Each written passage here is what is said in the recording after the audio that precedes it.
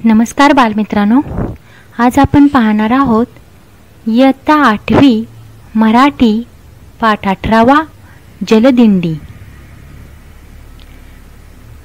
जल म्हणजे पाणी. आता इथे लेखक डॉक्टर विश्वास येवले यांनी जलदिंडी कशी सुरू केली ते आपण पाहूयात. पाठाचे लेखक आहेत डॉक्टर विश्वास येवले. हे प्रसिद्ध लेखक, स्त्रीरोग तज्ज्ञ आणि पर्यावरण अभ्यासक आहेत. त्यांची नावाडी, योगार्थी, योगार्थू, उवाच, सूर्यनमस्कार, द बिग मदर, थोरली आई, मैत्री करू नद्यांशी इत्यादी पुस्तके प्रसिद्ध आहेत. त्यांनी जलदिंडीची अभिनय कल्पना साकारली आहे. नद्याच्या जलप्रवाहाच्या प्रदूषणाबाबत समाजात भान जागवण्याचे मोठे काम त्यांनी केले आहे. जलदिंडीची गोष्ट या पुस्तकरूपाने हाच प्रवास रसाळ भाषेत लेखकाने आपल्यासमोर मांडला आहे. मित्रांनो, जल म्हणजे पाणी, पाणी म्हणजे जीवन हे आपल्याला सर्वांनाच माहिती आहे. पाण्याशिवाय आपल्याला काहीच करता येत नाही. आपल्या आयुष्यात पाण्याला खूप महत्त्व आहे. याच पाण्याचा जपून वापर कसा करायचा वगैरे आपल्याला सर्व माहिती आहे. या पाठामध्ये लेखक विश्वास येवले यांनी प्राचीन काळापासून नद्यांच्या काठी मानवी जीवन फुलले, त्यामुळेच नद्यांना लोकमाता म्हटले जाते हे आपल्याला सर्वांनाच माहिती आहे. परंतु आजच्या वापरा आणि फेका या जीवनशैलीमुळे नद्यांचे प्रवाह खूपच प्रदूषित झाले आहेत. या पार्श्वभूमीवर आळंदी ते पंढरपूर दरम्यान इंद्रायणी, भीमा, चंद्रभागा नदीच्या पात्रातील प्रदूषण दूर करण्यासाठी 12 वर्ष सुरू राहिलेल्या जलदिंडी या थरारक जलप्रवासाचा परिचय या पाठात करून दिला आहे. प्रस्तुत पाठ जलदिंडीची गोष्ट या पुस्तकातून घेतला आहे. आता आपण प्रत्यक्ष पाठाला सुरुवात करूया.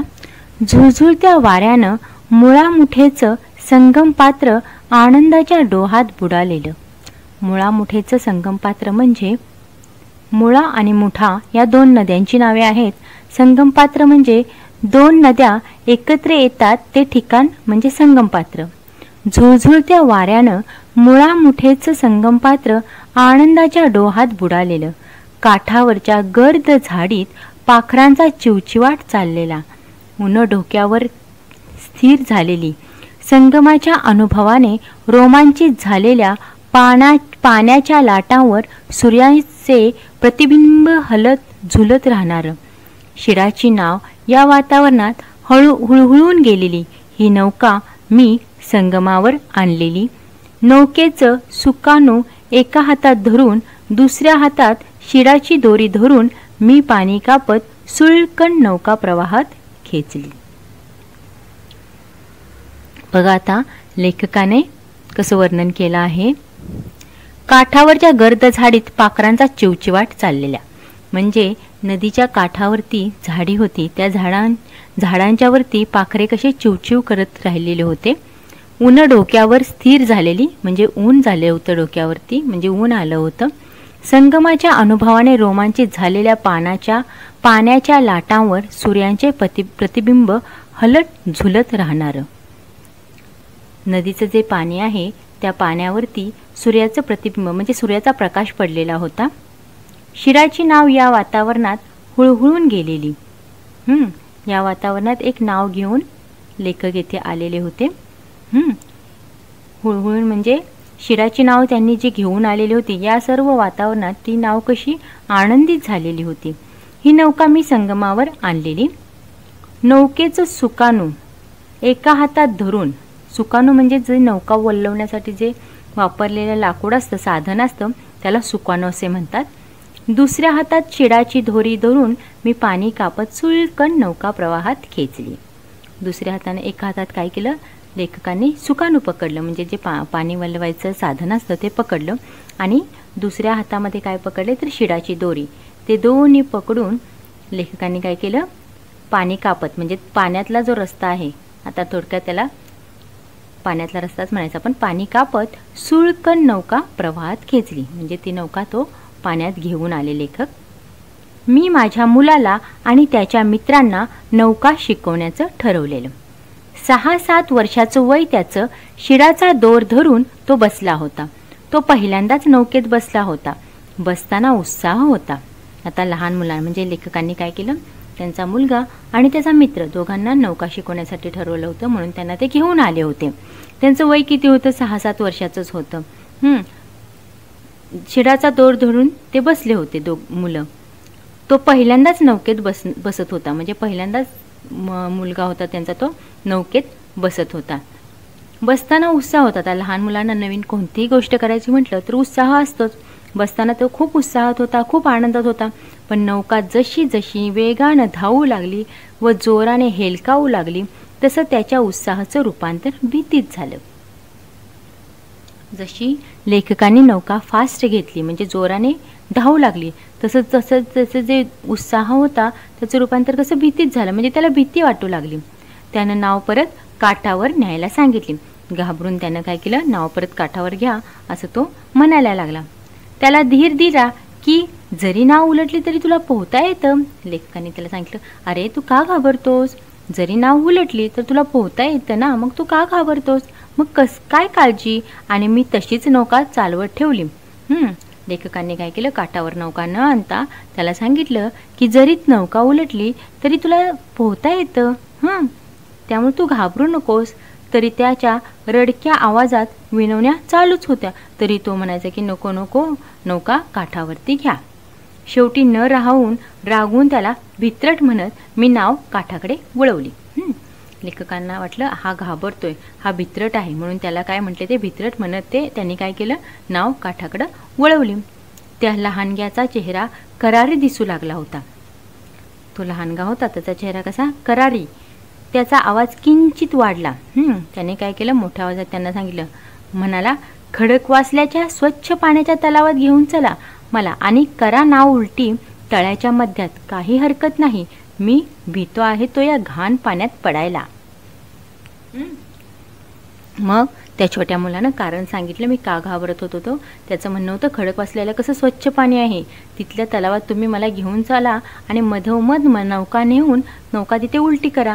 बघा मी घाबरत नाही, मी त्या पाण्यातून चांगलं पोहून बाहेर निघेन. मी घाबरतो आहे तो या नदीमध्ये जे घाण पाणी आहे त्यात पडायला मी घाबरत आहे, असं त्या छोट्या मुलाने लेखकांना उत्तर दिलं. मुलाच्या उत्तरानं नदीच्या पाण्याकडे माझी नजर वळली. नाव चालवताना वर ढगांवर पसरलेली सूर्याची लाली बघणारी नजर पाण्यावर पडलेला कचरा आणि घाण बघू लागली. मुलानं जे उत्तर दिलं तसं लेखकाच्या लक्षात आलं. जी नजर लेखकाची ढगांवर पसरलेली, नाव चालवताना वर ढगांवर पसरलेली सूर्याची जी लाली होती बघणारी जी नजर आहे ती पटकन लेखकाची नजर पाण्यामध्ये वळली. त्या लेखकांच्या लक्षात आलं की या पिढीने पर्यावरणाचा केवढा ऱ्हास बघितलाय. म्हणजे आताची जी नवीन पिढी आहे त्या पिढीने पर्यावरणाचा केवढा ऱ्हास बघितलाय, म्हणजे पर्यावरणाचा शेवट होताना बघितलाय. जे पाणी प्यायलं जायचं ते करंगळीने स्पर्शनही इतके दूषित झालं होतं. कुठला वारसा ठेवणार आहोत आम्ही? म्हणजे जे पाणी पूर्वीच्या काळी पिण्यासाठी वापरलं जायचं ते आता करंगळीनं स्पर्शू नये इतकं घाण झालेलं होतं, इतकं दूषित झालेलं होतं. आपण या मुलांच्या पुढे कुठला वारसा ठेवणार, असा लेखकाला प्रश्न पडला. आजपर्यंत नदीच्या पाण्याच्या प्रदूषणाचं गांभीर्य माझ्या लक्षातच आलं नव्हतं. पाण्याचा रंग, त्यावर तरंगत असलेल्या प्लॅस्टिकच्या पिशव्या, अमर्याद वाढलेली जलपर्णी, घाणीमुळे काळे पडलेले खडक, दलदल झालेली काठावरली माती, एक नकोसा उग्र दर्पही होता. दर्प म्हणजे घाणेरडा वास. बघा त्या नदीमध्ये, आपण ज्याला नदी माय म्हणतो, त्या नदी मायमध्ये काय काय टाकलेलं होतं. तर प्लास्टिकच्या पिशव्या, अमर्याद वाढलेली जलपर्णी आणि घाणीमुळे काळे पडलेले खडक आणि दलदल झालेली काठावरली माती आणि एक नकोसा उग्र दर्पही होता नदीला. हे सर्व मानवामुळे झालेलं आहे. माणूस नको यूज अँड थ्रो, तुम्हाला माहीतच असेल, आपण बऱ्याच अशा काही वस्तू वापरतो की ज्या यूज अँड थ्रो असतात. त्या वस्तूमुळे काय झालेलं, प्लॅस्टिकच्या पिशव्या येतात, त्याच्यामध्ये प्लॅस्टिकच्या बाटल्या येतात, वापरतात आणि फेकल्या जातात, त्याबरोबर नदीत जातात. वाहत वाहत पावसाच्या पाण्याबरोबर वगैरे वाहत वाहत त्या नदीला जाऊन समुद्राला जाऊन मिळतात. त्यामुळे काय होतं, पाणी दूषित होतं. काठाजवळील पाण्यावर एक काळी सायच जणू आली होती. तळाचा गाळ मध्येच बुडबुड्यांसहित पाण्यावर उकळी आल्यासारखा उठायचा आणि पाण्यावर पसरायचा. नदीचं सौंदर्य व पाण्याचं पावित्र्य शहराच्या धगधगीत आणि निष्काळजीपणामुळे काळवंडलं होतं. काळवंडणे म्हणजे काळे पडणे. एक काळी सायच जणू आली होती, म्हणजे ह्या सर्व घाणीमुळे नदीच्या काठावरती इतकी घाण येऊन साचली होती की त्यामुळे असं वाटत होतं की त्या पाण्यावरती एक काळी साय म्हणजे आपली कशी दुधावरती साय येते पण ती पांढऱ्या रंगाची असते, पण या नदीच्या काठावरती घाणीमुळे एक काळी सायच म्हणजे खूप अशी घाण किनाऱ्याला येऊन साठली होती. जणू ती काळी सायच जमा होऊन आली आहे असं वाटत होतं. तळाचा गाळ मध्येच बुडबुड्यांसहित पाण्यावर उकळी आल्यासारखा उठायचा. जेव्हा नावा वगैरे फिरायच्या त्या नदीमधून, तेव्हा काय व्हायचं, तो तळाचा जो गाळ होता तो मध्येच काय व्हायचा, बुडबुड्यांसहित पाण्याबरोबर, म्हणजे पाणी वरती खाली झालं तर त्याच्याबरोबर तो गाळ पण होता, तो उठायचा, खाली जायचा, पाण्यावरती पसरायचा, असं व्हायचं. नदीचं सौंदर्य आणि पाण्याचं पावित्र्य शहराच्या धगधगीनं आणि निष्काळजीपणामुळे काळवंडलं होतं. म्हणजे नदी एवढी पवित्र असून काय उपयोग, सर्व मानवाने त्या नदीमध्ये इतकी घाण केली होती. आपण काहीतरी करावं असं मनात ठरवलं.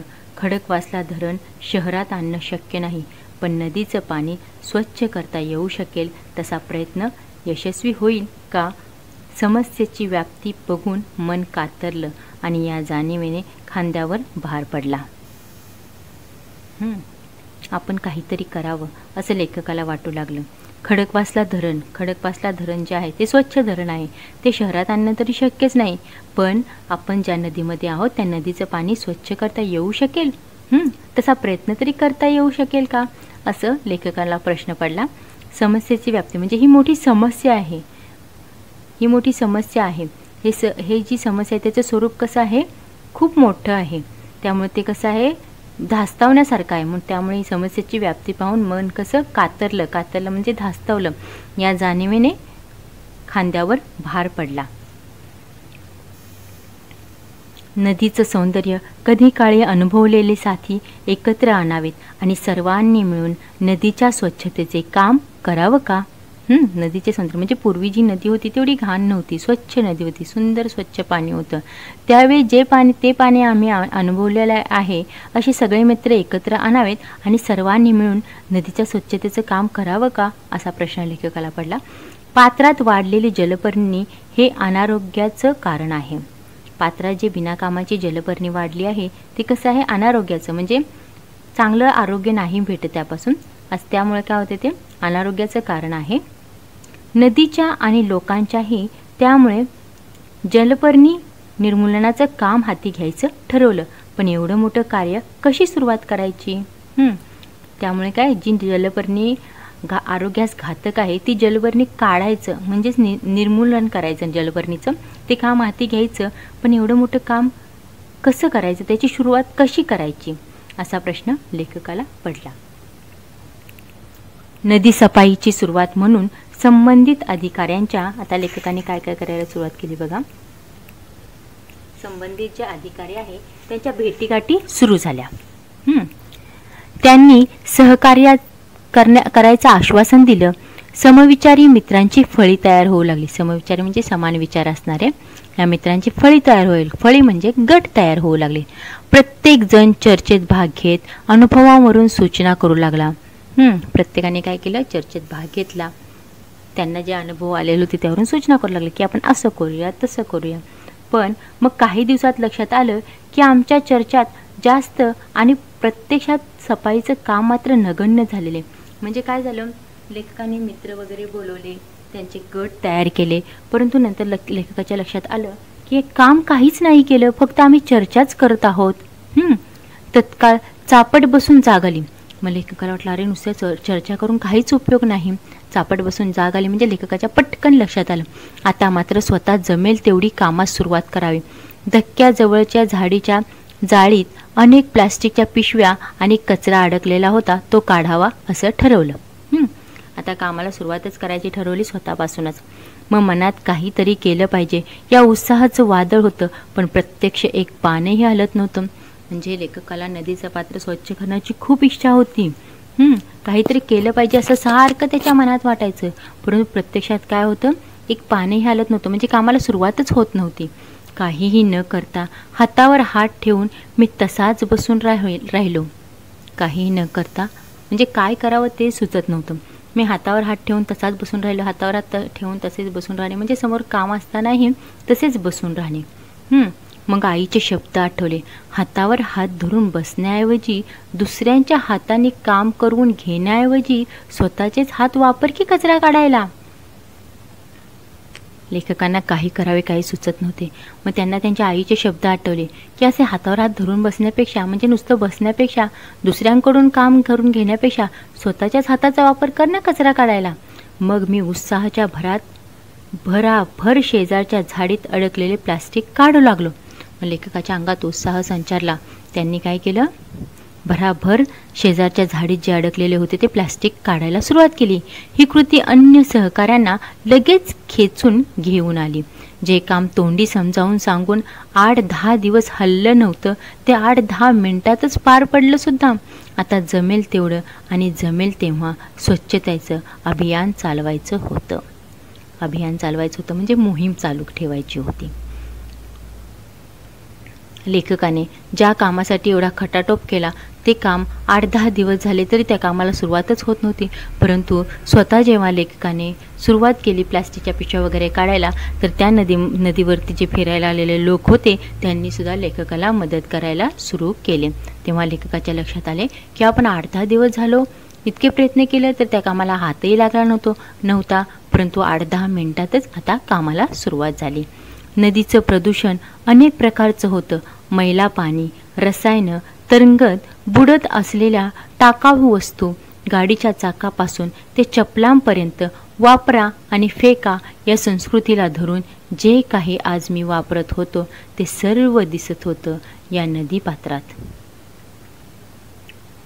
लेखकाने जसे कामाला सुरुवात केली तेव्हा लेखकाच्या लक्षात आलं की या नदीमध्ये कितीतरी प्रकारचं हे होतं, प्रदूषण होतं. मैला पाणी, रसायनं म्हणजे आपले जे कारखाने वगैरे आहेत त्याच्यातून जे घाण पाणी बाहेर पडतं ते रसायने सगळे येऊन पाण्यामध्ये मिसळत होते. तरंगत बुडत असलेल्या टाकाऊ वस्तू, ज्या वस्तू आपण वापरून फेकून देतो त्याला काही खाली बुडतात, काही प्लास्टिकच्या वगैरे असतात, रबराच्या वगैरे असतात, त्या तरंगत राहतात. गाडीच्या चाकापासून ते चपलांपर्यंत. गाडीचे चाक माहिती आहेत आपल्याला, गाडीचे चाक कसे रबराचे असतात, आपल्या चप्पल वगैरे रबराच्या असतात. हे सगळं त्या नदीपात्रात जमा झालेलं होतं. वापरा आणि फेका आता अलीकडे आपली संस्कृतीच झाली आहे ही यूज अँड थ्रो, वापरा आणि फेका. या संस्कृतीला धरून जे काही आपण ज्या वस्तू वापरत होतो त्या सर्व लेखकाला त्या नदीपात्रामध्ये दिसत होत्या. इथं आपल्याला एक चित्र दाखवलेलं आहे की सर्वांनी मिळून नदीपात्र स्वच्छ करायला सुरुवात केलेली आहे. या प्रदूषणाची अग्रणी म्हणून जलपर्णी बेबंद वाढली होती. त्याच्यातच काय झालेलं होतं, जलपर्णी होती ती खूप वाढलेली होती. नदीचा काठच काय तो तिला रोखत होता आणि तिच्यावर डासांची बेसुमार पैदास झाली होती. जी नको असलेली जलपर्णी होती ती खूप नदीमध्ये वाढलेली होती. आणि त्याच्यातच हे सगळे घाण, नको असलेले ज्या टाकाऊ वस्तू त्या सगळ्या अशा साचलेल्या होत्या. आणि फक्त नदीचा जो काठच आहे तोच त्या फक्त जलपर्णीला अडवून ठेवत होता. कारण का, जलपर्णी फक्त पाण्यातच उगवते ना, मग शेवटी नदीच्या काठापर्यंतच ती वाढणार. मग लेखकांनी असं सांगितलं आहे की नदीचा काठच फक्त त्या जलपर्णीला अडवून ठेवत होता. आणि त्यामुळे काय झालेलं, काठावरती खूप घाण होती आणि त्या घाणीमुळे काय झालेलं होतं, त्याच्यावरती डासांची बेसुमार पैदास झाली होती. बेसुमार म्हणजे खूप प्रमाणात. डासांची तिथे खूप प्रमाणात पैदास झाली होती. दिवसभर काम करून डोळ्यासमोरची जलपर्णी आणि तरंगत कचरा सर्वांनी काढला. कचऱ्याला हात न लावू इच्छिणारे दुसऱ्यांना बघून आपोआप आपली घृणा विसरले. दिवसभर उन्हात राबून, वल्लवून, वाकून, कचरा उपसून कष्ट बरेच झाले होते, पण थकवा जाणवत नव्हता. स्वच्छ झालेला नदीचा भाग बघत समाधानात सर्वजण संध्याकाळी आपापल्या घरी गेले. लेखकांनी जशी कामाला सुरुवात केली तसे अनेक हात लेखकाच्या मदतीला आलेले होते. दिवसभर काय केलं त्यांनी, डोळ्यासमोरची जलपर्णी आणि तरंगत असलेला कचरा सर्वांनी काढला. कचऱ्याला हात न लावू इच्छिणारे म्हणजे बऱ्याच जणांना ती घाण वाटायची. कचऱ्याला जे हात लावणार नव्हते त्यांनी सुद्धा दुसऱ्यांचे बघून आपापलं घृणा विसरले, म्हणजे घाण विसरले आणि त्यांनी कचरा काढायला सुरुवात केली. दिवसभर उन्हात राबून, वलवून, वाकून कचरा म्हणजे ज्याला जमेल तसे त्यांनी कचरा काढला, पण थकवा जाणवत नव्हता. तरी त्यांना थकवा जाणवत नव्हता, का तर चांगलं काम केलं होतं. स्वच्छ झालेला तो नदीचा भाग बघत समाधानात सर्वजण संध्याकाळी आपापल्या घरी गेले. म्हणजे सगळ्यांना बरं वाटलं. नदीचं पात्र स्वच्छ झालं होतं, सर्वांना समाधान वाटलं. ते सर्व करून ते संध्याकाळी घरी गेले. मी दुसऱ्या दिवशी नदीवर जायला निघालो. दुसऱ्या दिवशी लेखक उठले आणि नदीवर जायला निघाले. डोळ्यासमोर कालचं नदीचं स्वच्छ झालेलं रूप होतं. सुंदर काठ आणि स्वच्छ केलेल्या नदीचं जलपर्णी आणि कचरा विरहित पात्र. पण काठावर येऊन बघतोय तर काय, नदी पात्र परत कचऱ्यानं व पाल्यानं भरलं होतं. आता लेखकांनी जेवढा भाग साफ केला होता तिथंच काय झालं होतं, परत पाण्याबरोबर परत कचरा आलाच होता. सर्व श्रम वाया गेले होते. आम्ही आदल्या दिवशी साफ केलेल्या जागी प्रवाहाबरोबर परत कचरा वाहत आला होता. कालच्या कामाचा थकवा आता मात्र लगेच जाणवू लागला. म्हणजे जेव्हा लेखकाला परत नदीचं पात्र कचऱ्याने भरलेलं दिसलं तेव्हा काल जे काम केलं होतं त्याचा थकवा आज जाणवू लागला. रात्री अंथरुणावर पडल्या पडल्या माझ्या मनात विचार आला, वाडी, गावापासून कसबा, नगर आणि आज महानगर ही वाढ होताना आधीच जर नदीकाठचा विशिष्ट रुंदीचा पट्टा फक्त वनराईसाठी राखला असता तर सांडपाणी शुद्ध होत नदीत गेलं असतं आणि ते पाणी झाडांसाठी खत पाणी झालं असतं.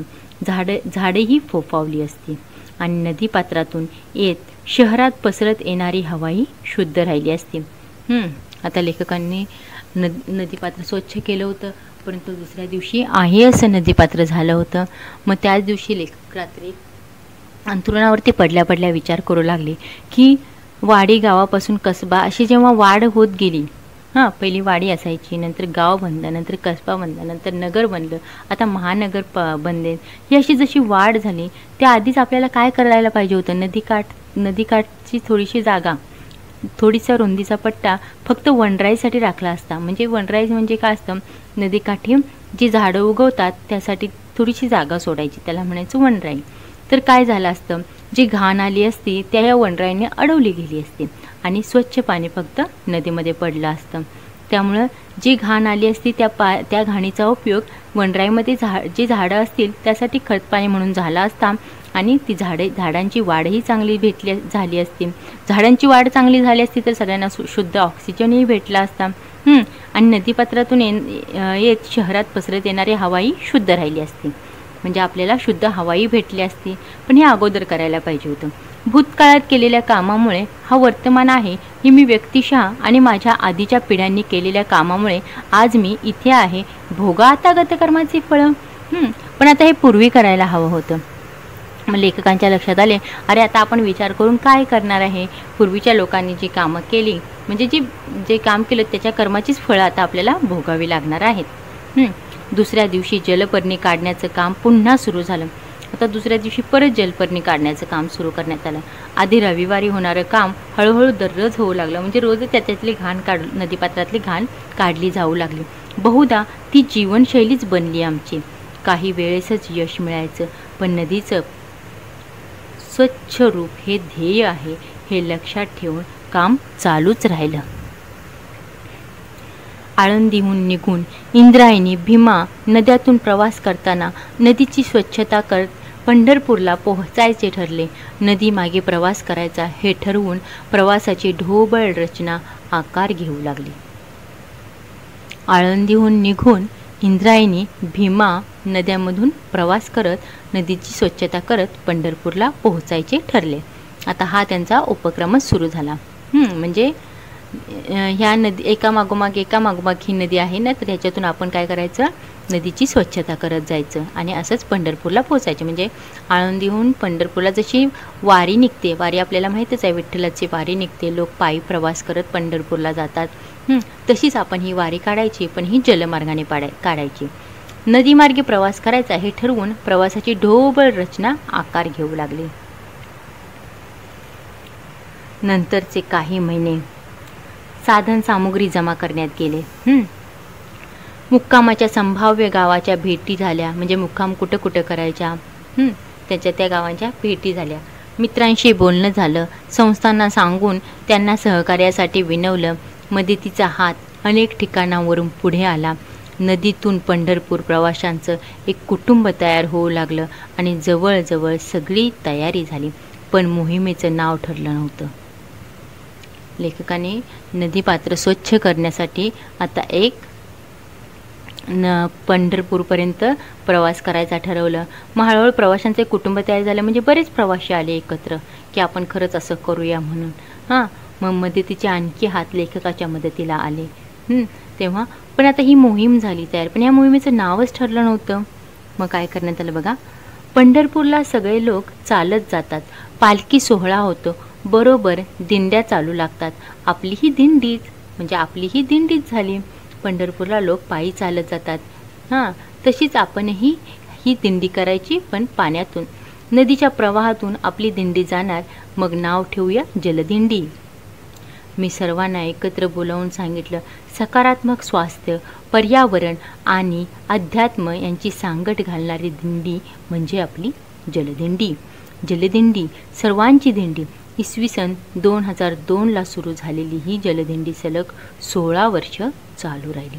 बघा, आपल्या लेखकांनी इसवी सन 2002ला ही दिंडी चालू केली होती. ही जवळजवळ 16 वर्ष चालली. म्हणजे 16 वर्ष नदीपात्रातील घाण काढायचं काम चालूच राहिलं. तरीही अजूनही एवढं स्वच्छ आपल्या इकडच्या नद्या आहेच नाहीत. तर मित्रांनो, पहा, लेखकांनी आपल्याला कशा प्रकारे नदीपात्र स्वच्छ ठेवण्याची गरज आहे हे पटवून दिले आहे.